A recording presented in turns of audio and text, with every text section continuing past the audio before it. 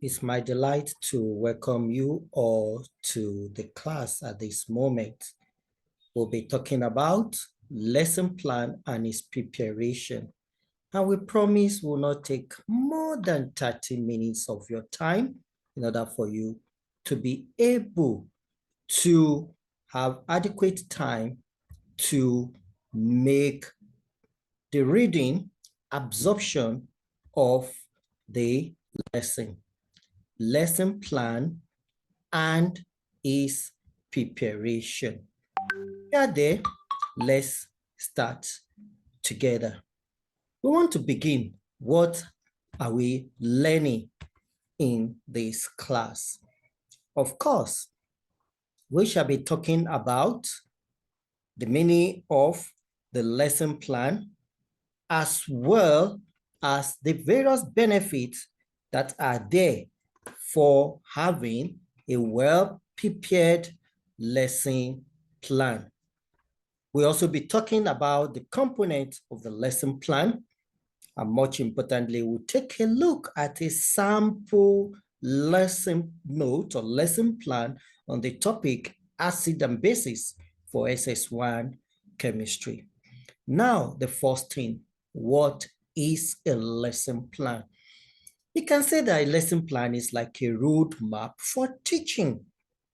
It's a document that outlines the learning objectives, the activities, the materials, and assessment. In a short, we can say that the lesson plan ensures a structured and flexible learning experience.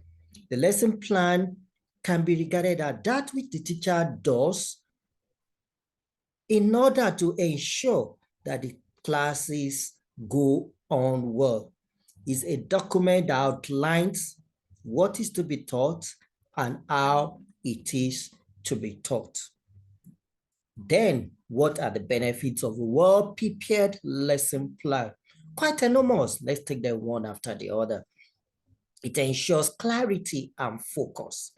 It's like that map that gives you the focus and makes your content to be very, very clear. Engagement and organization is another one. With your lesson plan, you'll be well organized and your classes or your lesson will be more engaging. Time management. Your lesson plan will ensure that you manage your time very, very well. It guides you as to what to do and how long it takes you to do each of the activities. And of course, when you tend to derail, your lesson plan tends to bring you back. Differentiation. This is not usually seen as an important component of lesson plan, but differentiation in here, you try to take into consideration the fact that your class is made up of students of different learning abilities. And so your lesson plan will help you to cater for those who might not be fast in coping with the class as others. This will make sure that your lesson will take care of different learning abilities. Reflection and improvement. This is another importance of the lesson plan. The lesson plan creates rooms for improvement. You look at what you've done, you look at how you've done it, you see are there challenges that come up during the lesson. So your lesson plan helps you to make improvement after due reflection. Communication, yes, teaching is a communication art. There's no doubt about it. Your lesson plan enhances your communication. Your lesson plan brings out good creativity in you. And of course, contingency. Sometimes situations arise when you as a teacher might not be able to deliver the lesson. With your lesson plan, another teacher can stand in for you as a substitute. Let's look at the components of the lesson plan. A good lesson plan should have this. This is just a format, may not necessarily be what you are used to, but they are all important. The preliminaries, these are just the components of the lesson plan that we'll regard to as routine. We're going to see examples later. The entry behavior, this is an indication of what the learners have learned, the skills they have acquired, which you as a teacher intends to build on as a foundation for the present lesson. The learning objectives. The learning objectives, these are statements of intentions of what the teacher intends to do. Or let's put it in a more perspective, a better perspective. We can see the learning objectives to really be referring to what the learners should be able to do because they are being taught. Learning objectives is a statement of intention. Take note, intention of what the learners should be able to do because they have been exposed to course of instruction, because they have been exposed to your class, and at the end of the class, they are expected to be able to carry out certain activity. Then instructional materials will be a list of material resources that the teacher intends to use in order to make the teaching and the learning more meaningful. Procedure, here the teacher is expected to make a list of activities that will bring about the intention of the lesson plan into concrete reality.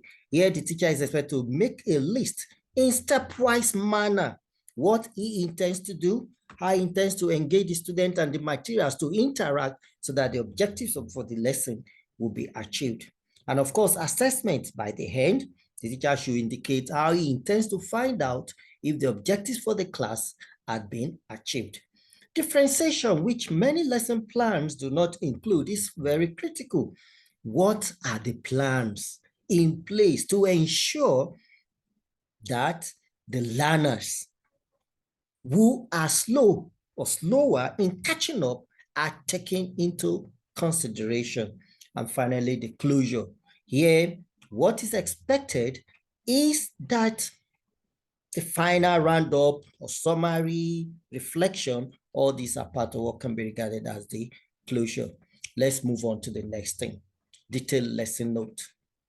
Here we have a typical model, lesson plan on the topic acid and bases. As we said, you see subject, chemistry, topic, acid, bases, and, acids and bases. The class, SS1, time, 40 minutes, the date, 16th January 2021. The entry behavior, in this instance, the teacher has this as his entry behavior. Take note, this is just a model. I'll be going over what is expected in each of these entries. Entry behavior, as we mentioned earlier, should contain what the learners have learned, the skills they have acquired, the experiences they have gathered prior to coming to the class, and the teacher intends to make use of this as the foundation, as the building block for the present lesson. Take note, the lesson in question here is acids and bases. So the entry behavior, according to the teacher is students may have encountered common household acids and bases, such as vinegar, acetic acid, and baking soda, sodium bicarbonate, and may have some understanding of their properties and uses. Many have heard of acids, but they might think they are only used as weapons or found in sour fruits. This implies that the lesson plan here has taken into consideration background information and misconception the students might have had before coming to the class, which the teacher intends to use in building the class. The learning objectives. Here are the objectives that the teacher has crafted.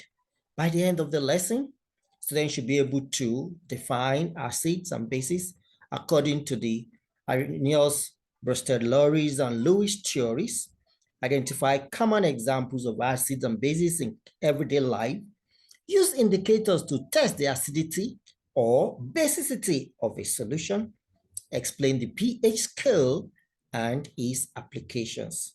And 5, balance simple chemical equations for acid-base reactions. These are the 5 objectives. The instructional materials. For this lesson, the teacher intends to use textbook, worksheet with diagrams, tables, and practice problems, charts comparing different acid-base theories, universal indicator or other pH indicator, safety goggles and gloves for demonstration, acids and bases for demonstration, digital projector, screen or whiteboard and markers. Wow, it shows this teacher is really prepared for the class. Introduction. The teacher feels the first thing is in the procedure is to introduce the class, and he tends to do it for 5 minutes. What does the teacher intends to do? He says, teacher shows a video clip or pictures of everyday samples of acid-base reactions, e.g. lemonade bubbling, burning of wood ash, and asks them to share their observations and existing knowledge about acids and bases. It is expected that they will share their existing knowledge, including their misconceptions. Put in mind the entry behavior that the teacher has indicated. So here he wants to find that it's actually true. Some students will say acid is used to burn others. This is the entry behavior. This is the introduction, and the teacher will have been able to get this information. Some students say acid is in so kind of fruit. So he is prepared from the entry behavior and uses that to be a good foundation for the introduction. Now, the presentation. He has about 6 steps. We'll take them one about after the other. So the teacher explains the Arrhenius, Brustolari, and Lewis theories of acids and bases using the provided chart for comparison. Take note that the teacher said he was going to use, or he is going to use, a chart. So here is where he's making use of it. In step 2, teacher divides students into small groups and distribute worksheets. Note, he said he will use worksheets. Distribute worksheets with examples of various substances. The groups discuss and determine if each substance is an acid or base based on the different theories. This is demonstration. This is practical activities that the students are engaged with. What a wonderful lesson.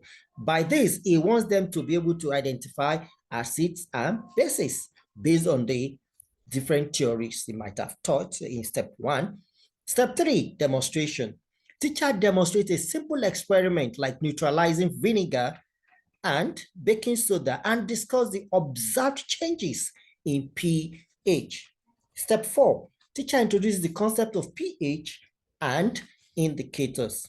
Step 5, teacher guides students to test small samples of different solutions, acids, bases, neutral, with the provided indicator and observe the color changes and subsequently be able to identify such solutions as acidic, basic, or neutral. Can you see how he's trying to use what we call guided discovery to discover knowledge? So take note that this class is not the typical lecture method where the teacher dishes the knowledge, but guiding them. This is a model I encourage you to follow. Step 6, even application and practice.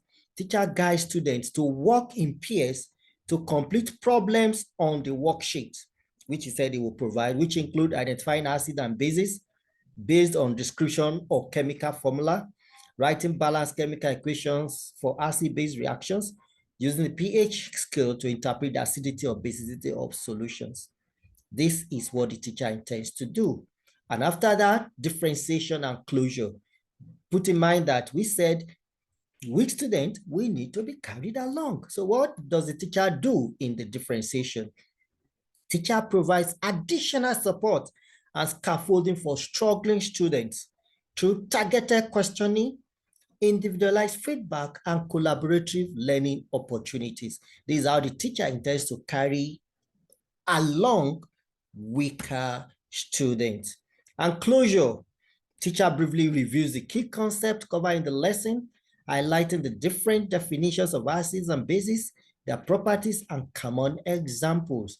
That is like a summary of the whole class. And of course, the class has to be assessed. So evaluation. Teacher used the following questions to evaluate the lesson. Define acids and bases according to Arrhenius, Brustolori, and Lewis theories. Mention any 5 common examples of acids and 5 common examples of bases in everyday life. Use indicators to test the acidity or basicity of a solution. Possibly this is a practical work. Mention 3 properties each of acids and bases. Explain the pH scale and its application. This, of course, is what the teacher intends to do. And of course, reflection. The teacher asks students to share their takeaways from the lesson and any remaining question or challenges. This is really an interesting lesson. Would you say so? And just as I promised you, won't take much of your time. We've taken about 25 minutes of your time, which is really keeping to our promise. A good teacher must keep the promise. We are not spending more than 30 minutes. Please drop your questions in the comment sections. All this will be addressed before and during our next class. Wish you a happy learning. Bye.